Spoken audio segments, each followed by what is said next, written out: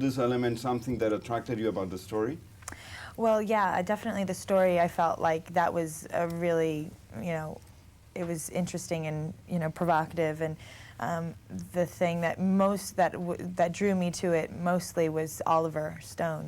Knowing that he was going to be telling that story was even more enticing.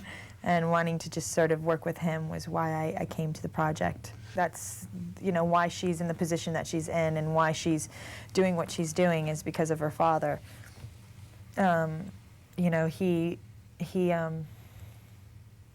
He was a man who always, he wanted a son, and he wanted to have someone that could carry on his, dynasty, and she was his only child, and he brought her up as that to take over, and she always knew that she would do that, and that was something she always lived for, and it was exciting to her and terrifying at the same time. And her father sort of died sooner than she had thought, and she was in the position sooner than she thought she would be, and she really isn't ready for it. She's ended up sort of with her back up against the wall, and she finds herself knowing what she needs to do, knowing what she wants to do, and not really having the tools to do it. And then comes this star quarterback, this diamond in the rough in her camp, and she decides to take advantage of it, because for her there's no, losing is not an option. She's competitive, she needs to win. She's not doing this for any other reason. Yes, it was a challenge for me to try to figure out how to get inside her,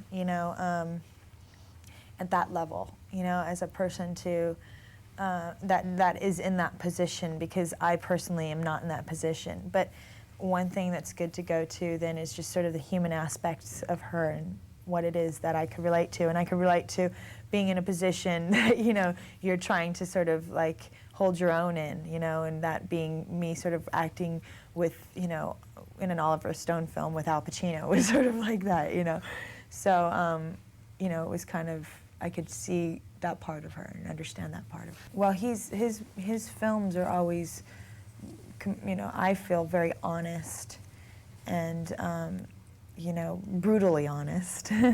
He doesn't pull any punches, and he never sort of candy coats anything. He makes no apologies for the stories that he tells, and I respect that. And what he does filmically with taking different, coming up with different ways of telling stories, different ways of editing, and different ways with sound, and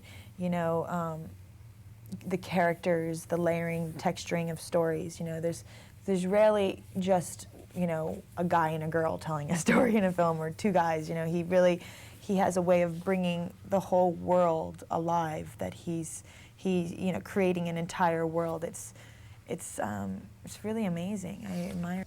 I think that she's performing in a man's world, and I don't think that she's performing any differently than a man would, really. She just is a woman, so you're not used to seeing a woman yell like that, But I think that if it was a man in that position, he would have taken the same, there would have been a heated argument between Tony and my father, Christina's father.